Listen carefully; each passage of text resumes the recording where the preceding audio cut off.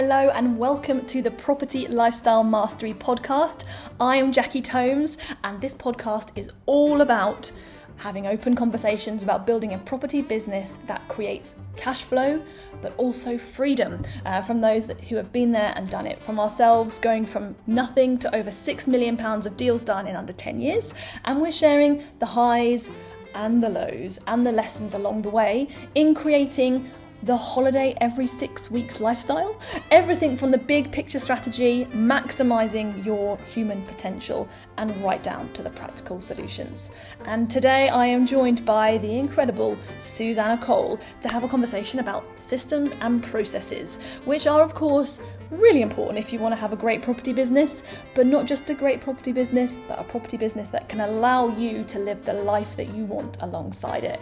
Really loved having this conversation. We could have talked for hours, but we tried to keep it within an hour. So I really hope you enjoy this conversation. There's some amazing things here, and I'm delighted to be able to share this conversation with you. So without further ado, here's myself and Susannah.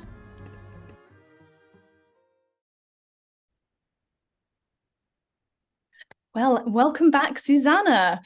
Very nice to be here. Round two. Here we go. Round two. We just got too much to talk about. We've, planned to record two, but there's probably a lot more in the bag. So, this is amazing. And I think this will be a very, very different conversation to what we have previously shared, which was much more about health, which was amazing. But I kind of want to now bring that into what this meaning from more of a business perspective. Obviously, your business has worked without you through a really tough time, which you're clearly really grateful for. So just digging into some of that, and we'll share some of our learnings on our side too, in terms of how working with team and systems too. So maybe tell us about, you've had this 2.5 year unexpected kind of sabbatical to deal with health stuff. What have you learned from how the business has to run in terms of team and systems from this process?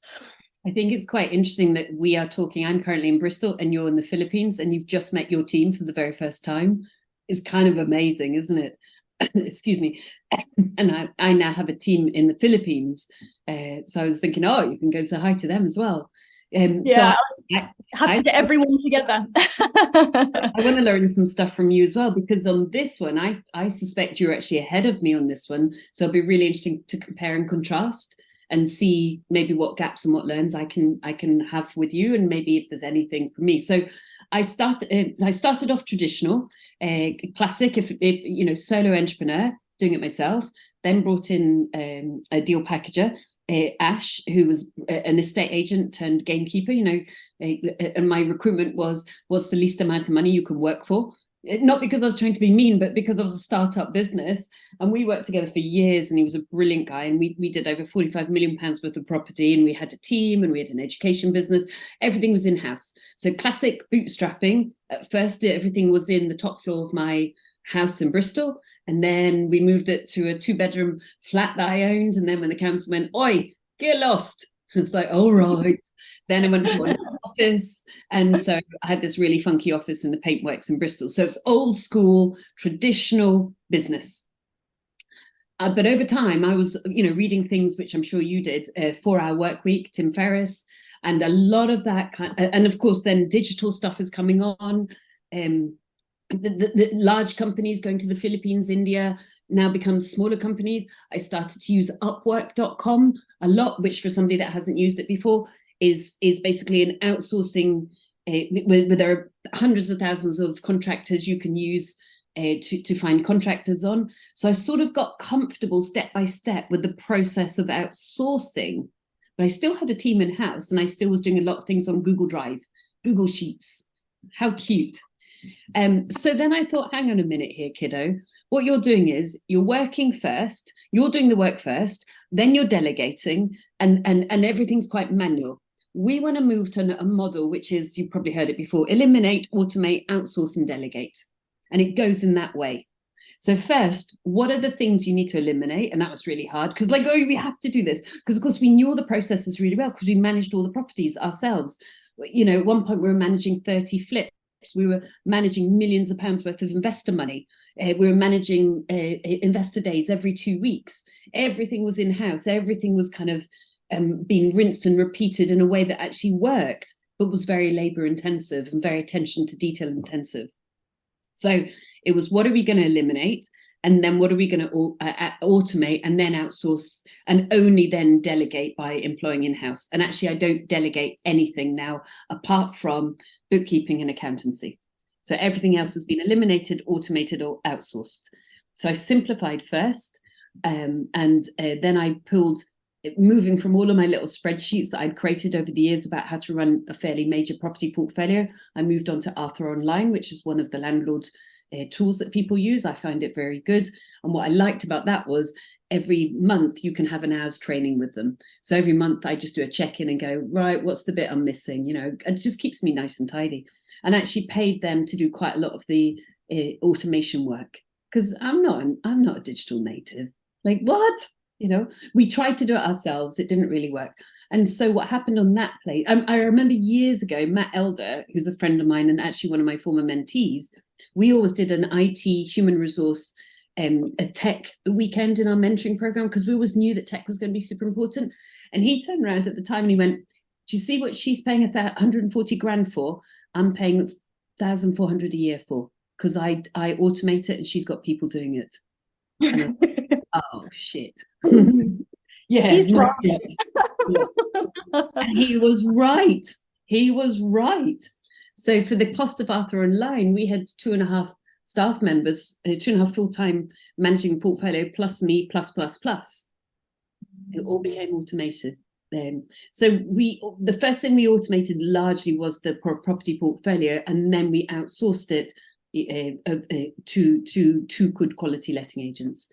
And most of my properties are in Bristol. I got Glasgow as well, because my son went to college there. My mum and dad live there. And because I'd had such a great experience of outsourcing in Bristol, we had initially trialed out 5 letting agents, and, you know, A's, B's, C's, D's and E's. And we'd found that experience. We found one amazing letting agent. Everything is with them, and they are brilliant. So that's so nice to hear. It's rare you hear that with letting agencies. Like, they are gold dust finding someone who you know, from your experience, would rave about like that. So that is lovely to hear. Yes, but it took 2.5 years of outsourcing, and we cut the portfolio into 5, and we tried out 5. So we had the ones that said, oh, we couldn't test the fire alarm, the smoke alarm, because it was on the ceiling. Literally, what? Goodbye. Every time you move somebody in and out of property, you have to test it as part of the inspection. What do you mean it was on the ceiling? Where else do you think it's going to, oh my gosh. To these guys who really care. They're really brilliant. So amazing team there. And then I outsourced Glasgow, but it took me 3 days because I knew what I was looking for. So I just did a 3-day, let's look at the Google reviews. Let's look at their replies to the Google reviews. Let's see their terms and conditions. Let's understand their processes, and then let's choose. Job done. Whereas it took me 2.5 years for the first handover, for the first portfolio. It took me 3 days for the second. And learn it, right? Like, this is the, like, you're developing the process and you're testing it and figuring out what you had to check for. And I feel so many people don't appreciate that part of it. Maybe it's because we all need to have more conversations like this, but like, that's normal, right? Like, in business, you have an objective that you want to achieve, and you have a hypothesis about how it's going to work, and you go out and test some stuff, and you realize that some people don't even know how to test the fire alarms. So that's like an important thing that you've got to check with the future people. Like, what is the checklist? And then you go and you replicate that in another area. But it takes time, and it's frustrating whilst you're going through it, hearing that you can't have the fire alarm tested by someone, but that's just part of the process. Kind of comedy level part of the process. And then the other thing I did was, I've got a bunch of buildings where either I own all the flats or I own the majority of the flats, but they're leasehold, and then there's a management company. And previously, because of course I did everything in-house, previously we also kind of ran the management company, and I was like, what are we doing that for? No. So then we outsourced the management of the management, we outsourced the management company, freehold management to and second amazing company who, so we got, where there's blocks of flats, we got somebody managing the buildings, and then the letting agency manages the tenants and the internal side of it, which is great. Although I've got lots of student HMOs as well. So for example, we're chatting, it's December. All of my students move in kind of July and August, and it's all very, We're already contracted with some of mine now from last month, November, for next July. That's what I like, you know. We've got parents. Forget about it. Yeah, so set and forget. But that's because the letting agent is managing it. So I will still have a little bit of involvement, you know, because I've done it so often. I know to do things like read the inspections that they send across and just double check things. But it's very light touch now. Very light touch indeed. And because I can then look at the strategic side, it's like, right, in October, let's agree what the rents will be for next July. Okay, great. Here's all your photos, which they've already got. And then, you know, let's start signing the contracts in November, December for the following July. Job done, super smooth. And then the other thing we started to look at, and then I want to ask you what you do with your portfolio. At the moment, I have like single lets professionals, and then I have student lets. And obviously we've got guarantors for all of those. And we're like, well, they know they've got to pay their rent, they get their student grants. And this was actually kicked off by the students themselves. A few of them over the last few years have been saying, hey, Sus, could we actually pay our rent up front the minute we get our student loan? Yeah. So then we're like, yeah, well, because, you know, sensible kids, you know, let me just make sure the rent is paid. And then we're like, well, why don't we do that with everybody? So this year, instead of being paid monthly, we're being paid quarterly. And then next year, we're going to just say, you just have to pay it in one. Oh, that's such a great idea. Yeah. So many less people like having problems paying their rent because they can't spend it in the meantime. Yeah. Super efficient. So now you're eliminating the monthly requirement for the letting agent to check the rent, and then obviously your bookkeeper to check the rent. Notice I'm not involved in that. I don't check my own rents. I used to be on it at like 7 a.m. on the first of the month. Now I've got but you also notice I've got belt and braces. We've got the contractor who's amazing, but also we've got the in-house bookkeeper as well. To check things, double check. Yeah. Yes. So what do you do? What do you do with your properties? Because you're in the Philippines, so it doesn't look like you're managing a property locally. No, definitely not. We are essentially we're kind of somewhere between where you were and where you are, because we are in-house but not managed in the UK. Right. And that's been our way of the middle ground, because for us we had a great letting agency and letting agent, and we had a really good experience, but actually we kind of got to a point where we could see how much we were spending on having an outsourced letting agent, and actually looking at if we brought it in-house that we could actually do it cheaper ourselves. Yeah. And then we kind of realized that also having it people in-house doing it for still less money, we had more attention to detail still. So we have probably more involvement, not in the operational, but just in strategically how that department actually runs. But it runs a lot better for us now than if we were to outsource it with the options that we have available to us. I think Bristol is potentially a very different marketplace. You know, we're predominantly in Margate. Yeah. Very different vibe in terms of where that is kind of economically. So we have a team out in the Philippines who does all of the anything administrative that can be done is done out here. The booking and maintenance contractors, all of that kind of stuff is done out here in the Philippines too. So we just keep it as like a minimum requirement for what happens in the UK. So we actually do have our phones answered via a UK service now. We were having that answered in the Philippines, but so really interesting coming to the Philippines, my first time here, and just seeing culturally how things are, and it making a lot more sense to me some of the challenges that we have had, why that is. Just like it's a lovely vibe here, like very friendly. They want to do a great job for you, very bubbly and smiley. But it's just, you know, most people here do speak English, but it doesn't always feel like you are speaking the same language. It's just like, particularly if you're a little bit unsatisfied with something, how you put that across and the response that you get doesn't necessarily disarm you. And I think that's been interesting to see. We only in the last few months handed over to a UK call answering service. We've got a brilliant team here, but it's been a lot smoother in terms of how stuff has been working since moving to the UK answering service, even though we're all doing everything else behind the scenes still. But there's just something about that UK reaction in terms of just the very nuanced cultural response that I don't think you can put into words.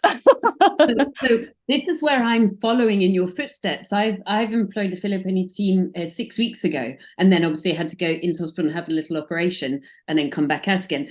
And I'm noticing no is not a response.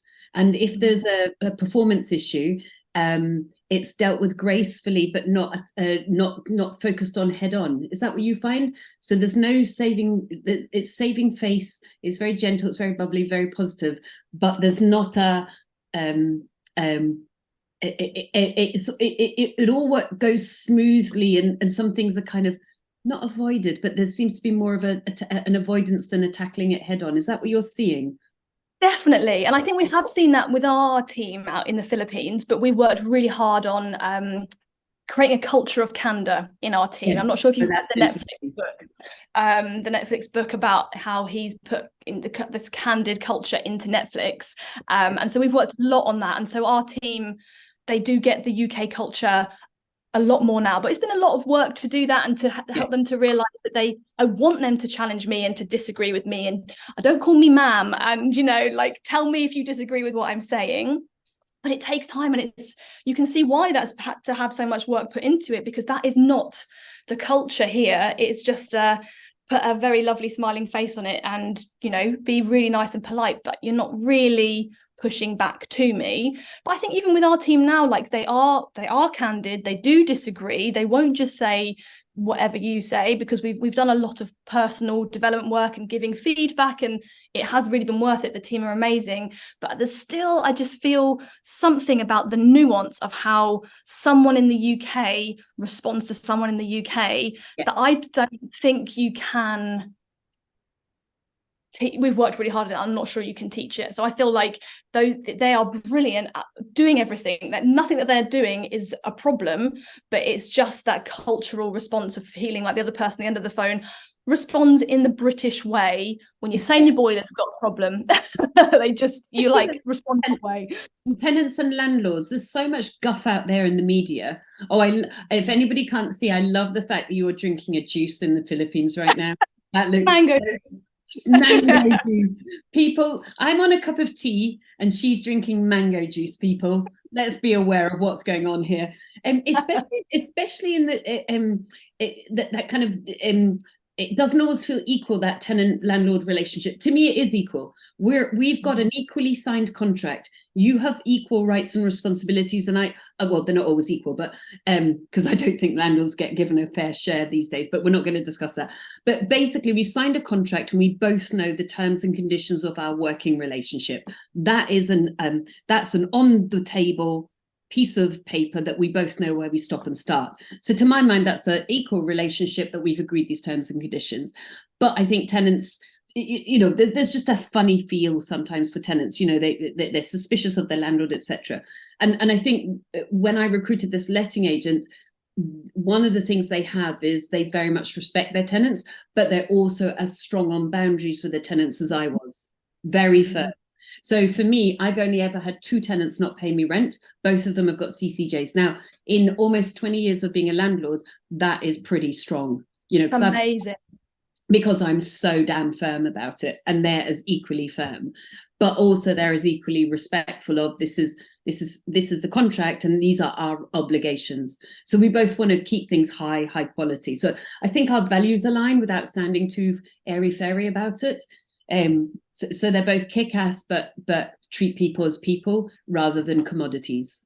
But I think it's very hard to get your head around the UK property market, and I think that's one of the challenges with outsourcing to someone like the Philippines. Is they're like, these properties look insanely nice that you're all renting out. And yet people are complaining about so much stuff, and this person is not paying their rent. They're treating the place like a pigsty, and yet we have all these restrictions about being a landlord, about how we can actually tiptoe around the situation. So I think that is hard. I mean, our team are great and they learn about how to deal with that, but it's seeing how things are out here and the standard of the properties that we're providing and the reaction that people can sometimes give. I think I can see why it's hard for them to get their heads around. So I think it's being really intentional about what what parts of it can be outsourced and have a good reaction and what can't. And so for me, we've learned that I think the phone system is generally better. I mean, our team still make outbound phone calls, so they still have a VoIP line that they can do that. But I think the outbound calls are different to receiving the inbound calls, just in terms of the reaction to things. I know we're going into the weeds a little bit, but who does your viewings? Because for me, and again, maybe Bristol's a very, very strong market. My properties are generally, well, I've only got one that's 2.7 miles from the centre of the city. Normally they're within about 1.5 miles of the city centre. And I always remain top end. So if a room needs painted, it gets painted. If a carpet needs replaced, it gets replaced. You know, if a washing machine goes, it's replaced that day, next day. You know, don't mess around. You know, there's no holding back. But also, if the tenant has smashed it up, the tenant's paying for it. We're not messing around with that either. So what we tend to get, and I've got professional photos, professional videos, so they will put the property out for rent and they will close the waiting list the next day. So they've got like a whole afternoon of viewings, then they've got a waiting list and they've closed the waiting list. So that's our market that we're currently dealing with in. And to give you an idea, one of my properties, it was £3,000 a month. This year is going up to 3,500. It's already been signed. That's like a 17% rent increase. It's appropriate. And part of that is I've decided not to go back to service accommodation. I do want to ask about your viewings. I've decided not to go back to service accommodation, which I've done for over a decade, and stay within the student market, partly because, like you, I'm going to go traveling again. And actually, I found this amazing letting agent. And because of the very unfair Section 24 tax, a lot of landlords have left the market. So as a result, you know, this rent went up 17%. All of my rents went up 10% this year. I anticipate they'll probably go up, well, cost of living, so whatever percentage that'll be next year. So actually, as much as I have quite a few properties in my personal name, and therefore this very, very unfair tax is coming in, I'm afraid to say it's being passed on to the tenants, which of course is what we told the government would happen in the first place, because otherwise we can't keep the houses. So I have a letting agent do the viewings. How do you guys do it? So my dad is actually based in Margate. So he helps us out with stuff on the ground at the moment. And we also have a maintenance guy as well, who is on our payroll essentially, so he can help out as a backup as well. And then failing for that, then we would go and use something like Viewer if those options weren't available. So that the viewings, there is someone locally for the maintenance. There's something locally for, I feel like there's something I'm forgetting.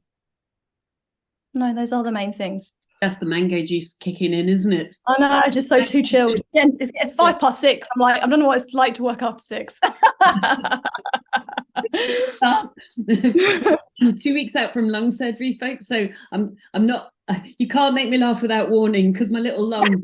It's just keep it serious.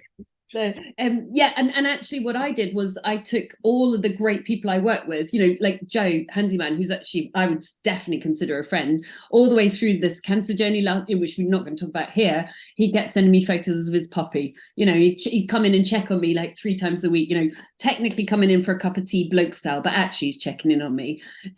So all of the amazing people I work with, you know, you build up great workmen, they've all gone to the letting agent. So it's really benefited the letting agent as well. So it's a genuine partnership, and I'm very glad about it. I'm very grateful to them as well. So eliminate was the first thing, and then automate. And we used Arthur Online. Now, even though I have a letting agent that does it, I still retain Arthur Online, because I want to know when gas certificates are coming up. I want to know when, you know, fire safety. I'm a bit of a geek on things like fire safety. I'm a bit paranoid. 27,000 house fires a year. I do not want one in any one of my houses. I want my things safe, please. Outsource and then delegate, but I have eliminated the delegation. The delegation is not happening. And so it's and then the other thing is I brought in much more about measurement. So if we still talk about kind of portfolio management, well, we talked about improved efficiencies. This year they're paying quarterly. Next year they'll probably pay up front. We book them 6 months in advance. It's all pretty damn organized, and that's then it's about measurement and knowing what are the goals and how we're going to get there. So simple stuff like, what's your repair bill? My repair bill needs to be under 10% of rent roll. End of story. and that's my spend. And I know that that's my spend, so I put it in separate bank accounts. So I don't know if you do the bank account stuff. Yeah, But was that like I think it was Profit First that I read that got me thinking yes, about. that is a Yes, brilliant book. I can't pronounce his second name. Mike. Michaela. Yes, I get in. don't ask me to spell it though. It's such a good book. And he's written two others as well, hasn't he? They're so good, those books. I haven't read the other ones, but yeah, so we basically started putting aside, we have a void, maintenance and arrears allocation that goes out. 10% of the monthly rent goes into that pot. We actually started doing it for insurance as well, because we kind of started to pay our insurance monthly just for cash flow. And then I was like, paying like 11-12% cost, so why am I doing that? So now we are allocating the insurance things into a separate thing as well. With our guys in the Philippines, they have 13th month bonuses, so we pay them 2 months worth in December, so we started allocating that on a monthly basis too. Like, I just don't want any surprises. I want there always to be a pot of cash, and then we just push that money back over to the current account when it has to be used. So same. Two things there. What I have is the rent comes into rent income, and then it automatically goes into the mortgages, which is a separate bank account. So the only thing goes out of that is mortgages. So the two things there. You never miss your rent payment. It's a mortgage payment because it's one bank account. You know what's coming out.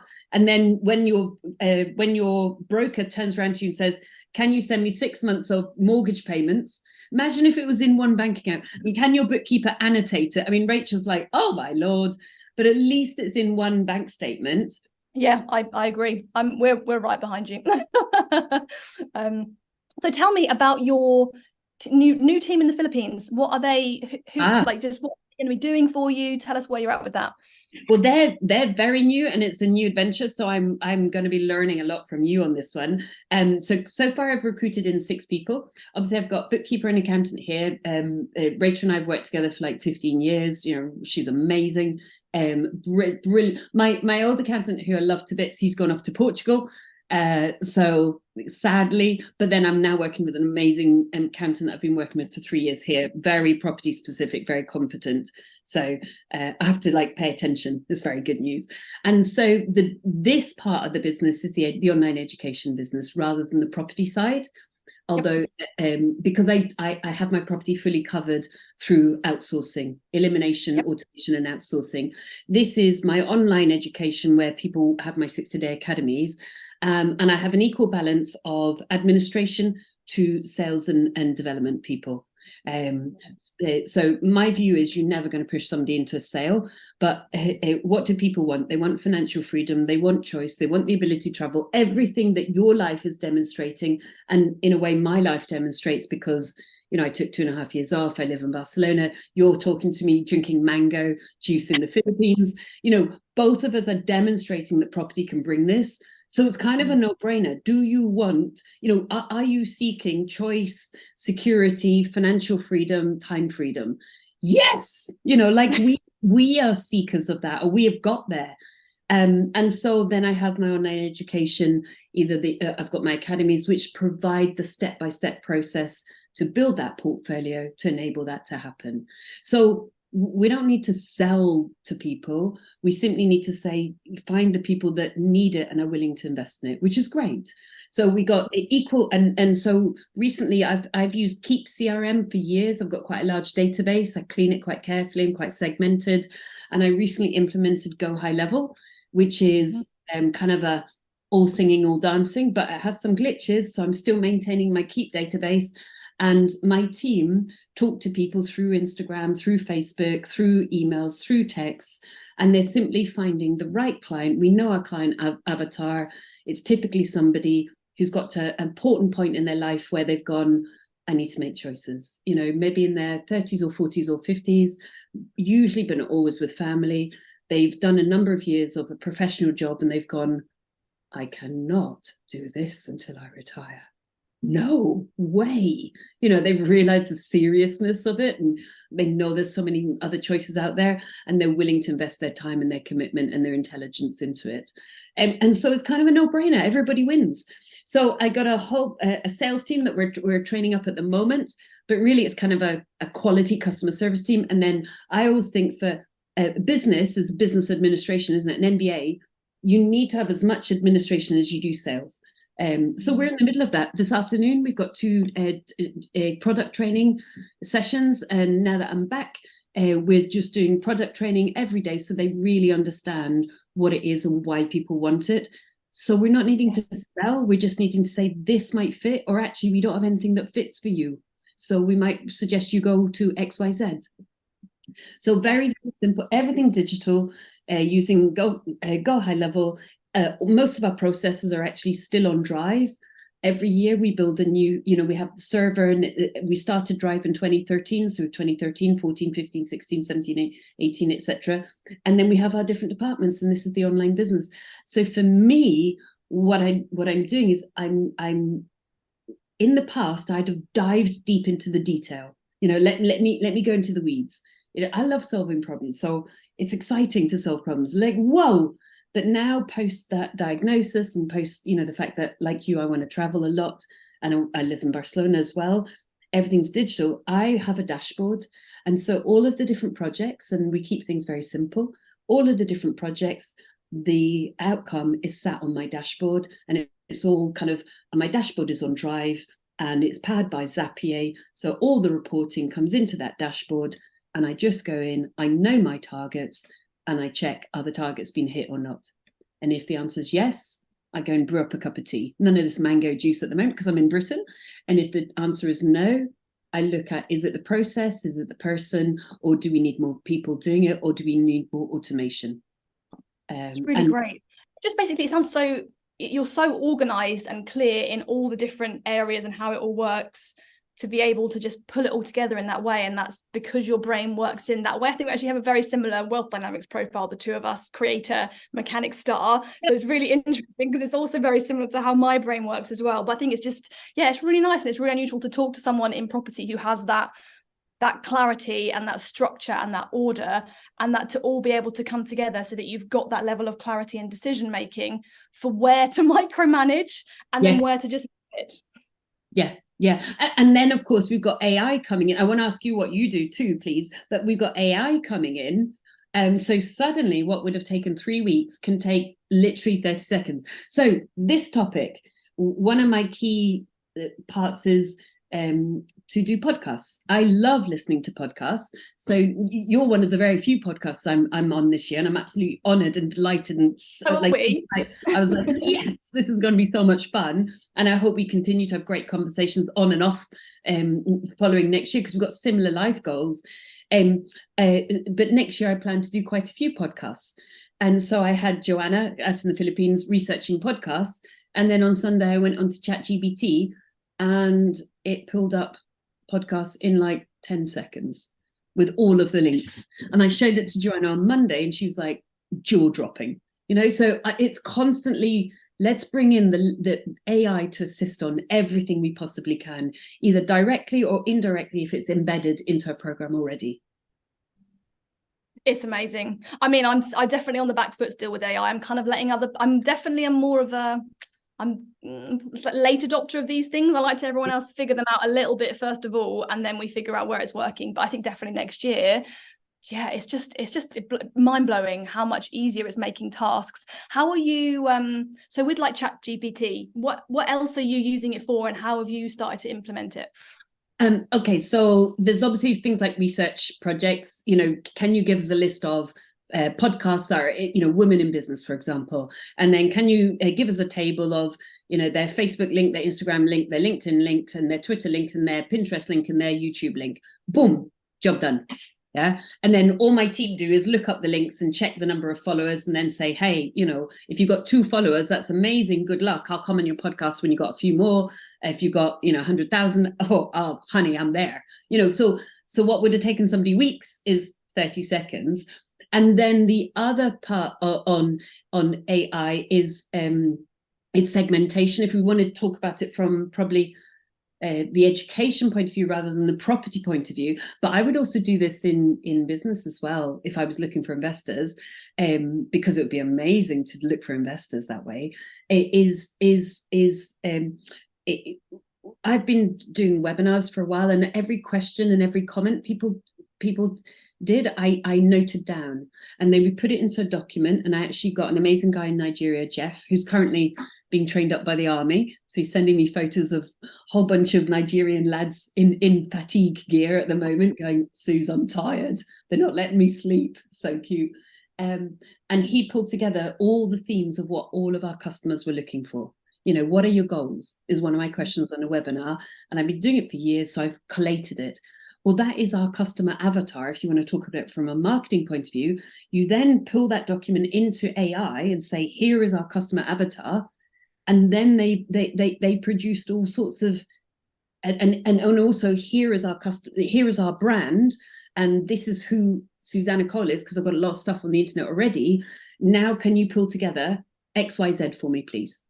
And it produces all that. Now, you're not going to like just punt it out, but it's amazing how it can produce quality material for you that actually fits what people are looking for, because you're starting with good data. So you know that thing of crap in, crap out.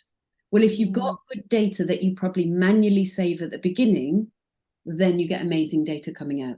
So a person I'm super interested in, and we do need to come back and ask you the question too, is Daniel Priestley. I think he's a real visionary, and he's using AI a lot for things like scorecard at the moment. You know, he follows the American elections, and they're really kind of gold standards for marketing. And quizzes and personalization was the last marketing strategy. Data analytics, Cambridge Analytics, you know, whatever you think of their morals, and I know what I think. And now he's saying AI, where you're giving personalized messages, is the next one. So he's fascinating to listen to.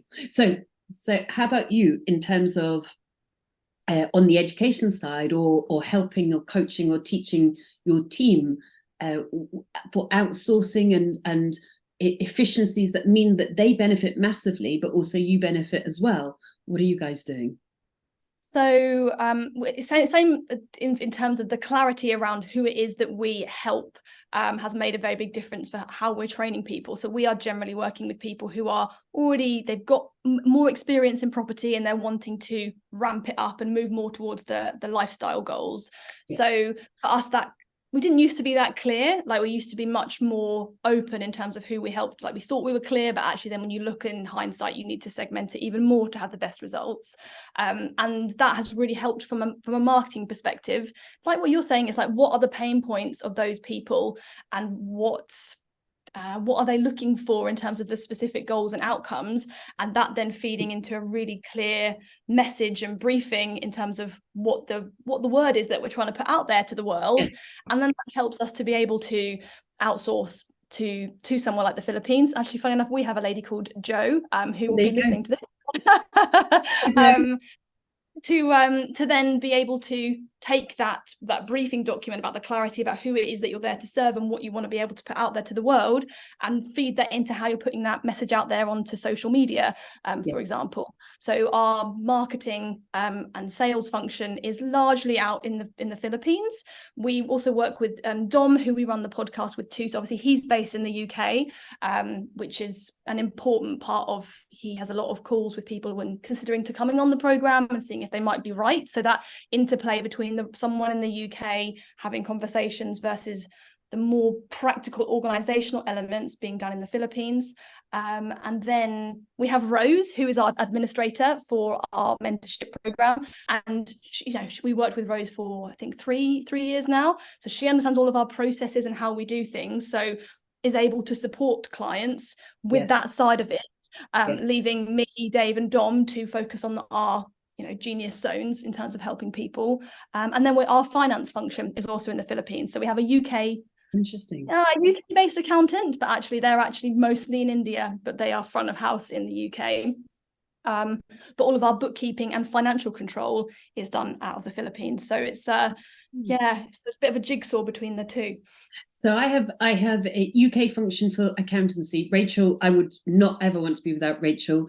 We worked together for a very long time, through all the highs and lows of, oh my goodness, Suze, you've gone and borrowed £1 million. How are we going to pay this back, from private investors, and then a UK based accountant. And I think the reason is that, now I've never had a dispute with HMRC or VAT, But every X amount of years you get inspected. And I've seen this chap be successful with another property investor. I won't name who it was, but it was a very difficult dispute and he's been successful. And I just thought, I kind of want a UK-based accountant just in case HMRC turn around and say blah, blah, blah. I mean, I play it straight, so there shouldn't be any disputes, but you never know.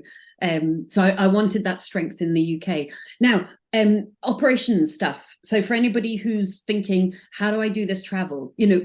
Like because of my silly little operation that I had on the lung, I was actually due to be out in Palm Springs and Las Vegas, and then I was going to be in Barcelona. Oh, but I'll go next year. I'm really challenging you to keep going through the travel that gets taken away. I know, how guilty of it. But it was so cute because my sister, who I was going to go out and visit my sister, my brother-in-law in Palm Springs. My sister was so cute. She's like, would you like me to organize any refunds on that? And I was like, oh, I would adore that, because I was going through quite a difficult time. That was lovely of you. Thank you so much. So what I did to prepare for this Filipino team coming in, I created Loom videos. Now, in the past, I had written operation manuals, 10, 15 years ago. Everything was an operation manual and it was a Drive spreadsheet. Now it's Loom videos. So email management, for example, I've got 67 videos on how to manage email management alone. There are 21 induction videos and it will take them 2.5 days to a week. Sales team, it takes them 2.5 days. They're like, right, let's go. Administration team, it takes them between 1 week and 2 weeks because they're like, let me pay attention. It's fascinating, the different types of people. And so everything, I've probably got about 300 Loom videos, which is my operation manual now, which means it's very movable. If we change something, we delete that video and I record a new one. Do you have that? Is that how you do it? Yeah, I really like videos. I do think sometimes it's when it's simple just to keep it as words, but we use Asana for our project management. So integrating like template tasks with subtasks for workflows and integrating like the process videos as part of that workflow, because I find that sometimes it's like, if they're all in one process manual, you have to kind of make an effort to go to the process manual and find the relevant part, and it's kind of clunky. So that's my current working solution for how that kind of fits in, like the few sentences or bullet points of how the process works, or a video that demonstrates how it works, but in the place where the template of that task actually happens. That's interesting. So at the moment we have folders in the Loom, and then once a week the team on a Wednesday, they check in, give me your minute to 2 minutes. And of course, we've got, massive extroverts, and then we've got big introverts. So they have to check in, and it's a performance management requirement. They have to do their video on a Wednesday by 2 p.m. and they have to see everybody else's videos. And of course, on Loom, you can see the eyeballs. So you know who's seen a video. So it's not, the sales team are all like, let me do my video. And the admin team are like, let me watch everyone else's video. And you're like, no, you're going to do both. And that's just trying to connect people culturally, because on a disparate team, everybody's working in their own houses. And then the other thing I have is a number of scripts. Now, I'm not a big script girl fan. I'm like, be yourself. But here is a broad script that you can top and tail, you can cut and paste, you can mix up, you can take sentences from. So we actually have a Drive spreadsheet of different scripts. So all the customer questions, all the Q&As, any of the sales stuff. And at the top of each of the permutations. So, classic, I can't log in, right? So there's 3 or 4 things. I can't log in. You've noticed that they've got the wrong email address, or they're now saying, can I change my name or contact details on my education? Those are 3 of them. And then at the top, we got on the spreadsheet, we got a little Loom video, and then we got the scripts down below. And I think that assists. But I have noticed, being as I'm quite a task person, that mechanic part of the wealth dynamics, I would run with that. I have noticed that you still need a lot of training. So we got 2 hours this afternoon of training, and we're doing a lot of training because I want my guys to know the stuff, because I want them to understand where they can help and where they can't help. So that's on the kind of education side, which is now a digital business. And I'm super excited on the game of how big can we grow this? How, I know how many people I want to help next year. We're definitely going to get there. And it's quite exciting to think about the opportunity of being able to do that. And then the other thing I'm bringing in is experts. So I just agreed to work with somebody yesterday on kind of the advertising side, like people I've followed for a while going, you are brilliant at what you do. like it would be a privilege to work with you. And that's quite exciting too. But they're normally quite geeky experts because they're my kind of people. But if we were going back to investors, now I don't work with investors anymore. I'm like poacher turned gamekeeper. I am now an angel investor, and I have repeatedly been investing all the way throughout my cancer diagnosis, investing in other people. Some of the things we would do was eliminate and automate. So we would, instead of having one-to-one calls, which I still continue to do, we would have investor weekdays every 2 weeks throughout the year. So how did I sell 50 deals a year consistently, or like 48 to 53 every single year? I had a pool of investors, all of whom had joined my list. That was when I was a deal packager. And every 2 weeks, on a Monday, 2 o'clock till 6 o'clock, we ran an investor day. We charged people 20 quid because you got to put some money in, because you got to jump over the pay envelope, because it's not free education, kids. And then we would run investor days. And what that did was that eliminated quite a lot of the one-to-one, because if 5 or 10 people are asking a question, it's answered all the questions that people need to know about. And then we wouldn't automate, but we would semi-automate the fact that if somebody was going to come to an investor day, 3 days in advance of the investor day, there was times in my diary saved purely for investors, and 3 days post an investor day, there's time saved in my diary purely for investors. Now, we ended up with 135 volunteers, people that wanted to be kind of around a property business. And we'd always have 2 volunteers coming to every event, in the same way that, some of the big, like Ranjan and Andrew with the Baker Street property, they've got a pool of volunteers helping to run the event. It's really beneficial for the volunteers to be in the thick of it, in the early stages of their. So when somebody booked through Eventbrite, then my team would get them booked into my diary and try and get them booked into my diary post. If for any reason they hadn't booked into my diary post at the event, our volunteers would collar them and go, you haven't booked into her diary, let's get you booked in. So what we were doing there was we were kind of automating or semi-automating 3 touch points instead of 1.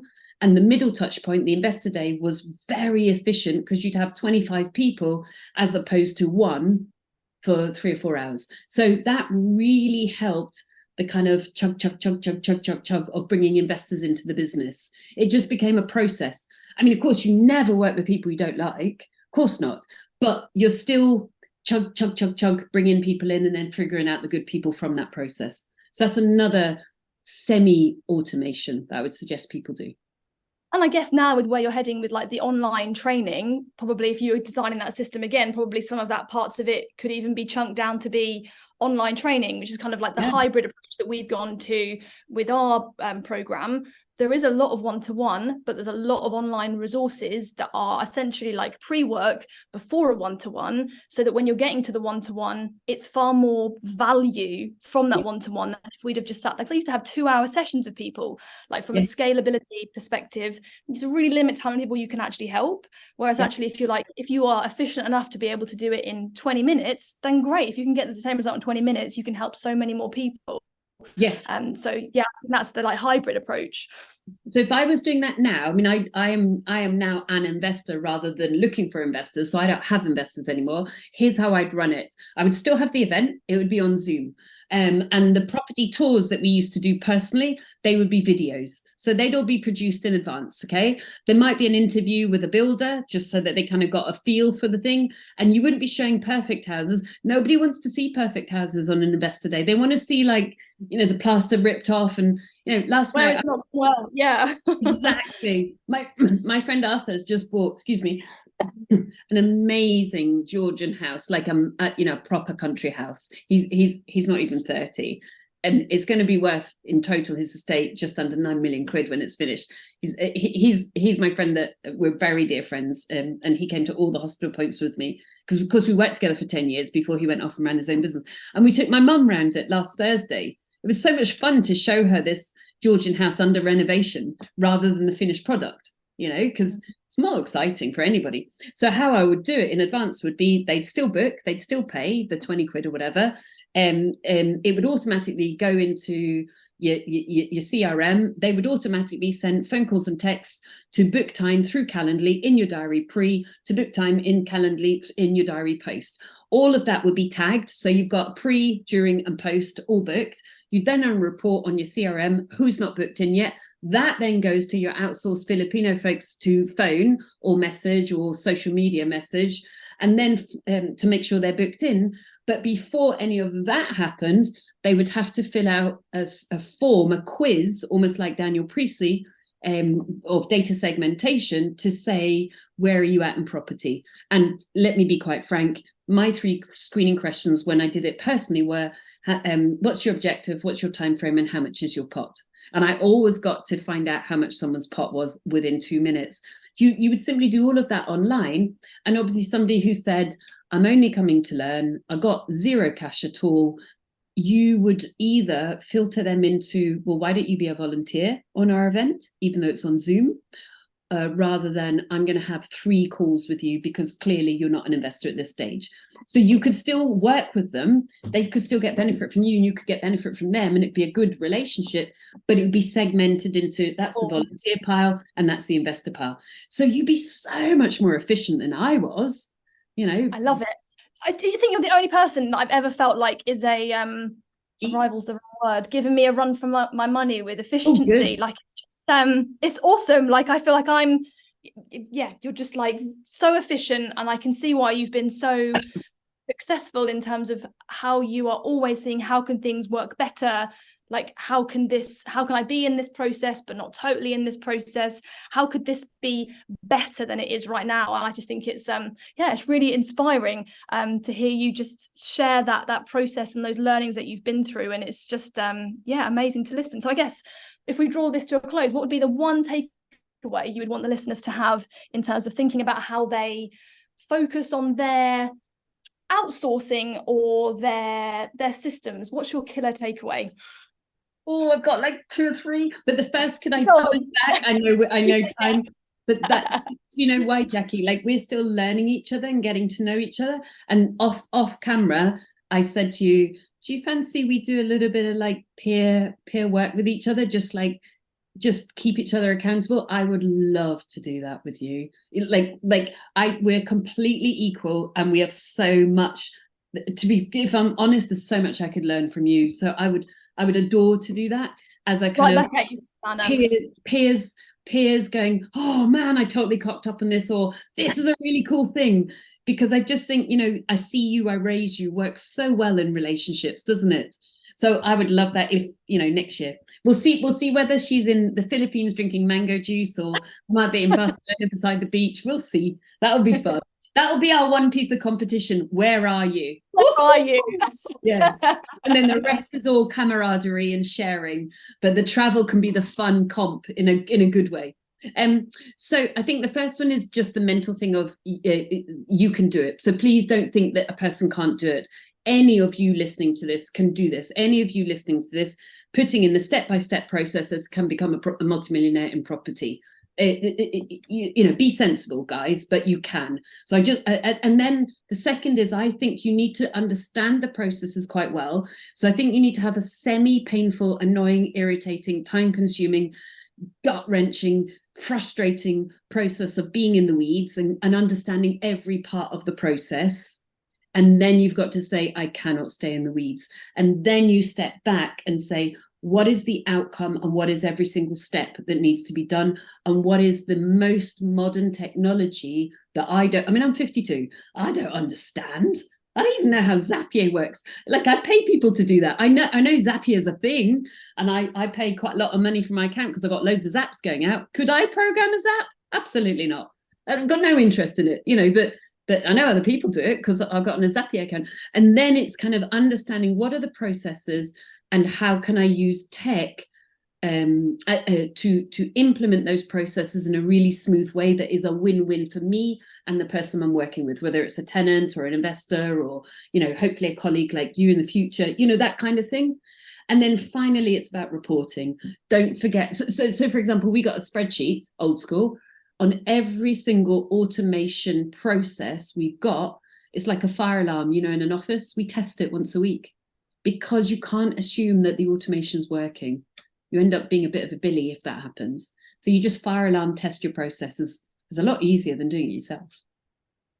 I think it's great. I think my takeaway from listening to you say that wrap up there is you have been in the weeds, you have built from the ground up, you have made mistakes, figured out how to do it better, and got it to a place that is working really well with a very limited amount of time from you. And now that you are now coming back to focus on building really a new kind of business, you're doing it in a very different way in terms of how you set it up with a team and with the processes from day one.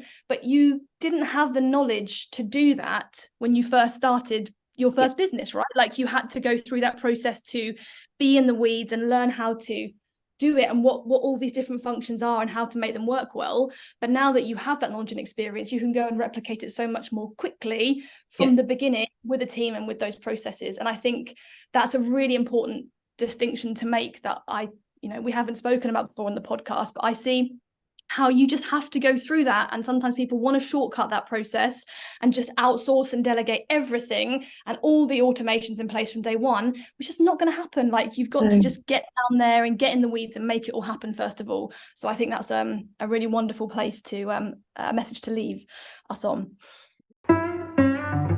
Awesome. I hope you enjoyed listening to that conversation today. Fantastic. If you aren't already connected with Susannah Cole, make sure you do. Her company is called The Good Property Company and her website is thegoodpropertycompany.co.uk, and in the show notes there are also links to her YouTube, Instagram and Facebook accounts, so do connect. If you have enjoyed today's episode, then I recommend you also check out episode 5, which is all about finding focus in the sea of shiny pennies, which is really a prerequisite for being able to put in place good systems and processes in your business. And then also episode 16, which is all about how you start to scale up and put a good system around doing deals with investors. So episode 5 and episode 16 are great ones to refer back to in order to implement the learnings from today's episode with the most success. So thank you so much for joining us. Next week, you will be joined by myself and Detail Dave, and we are talking about the rhythms of life.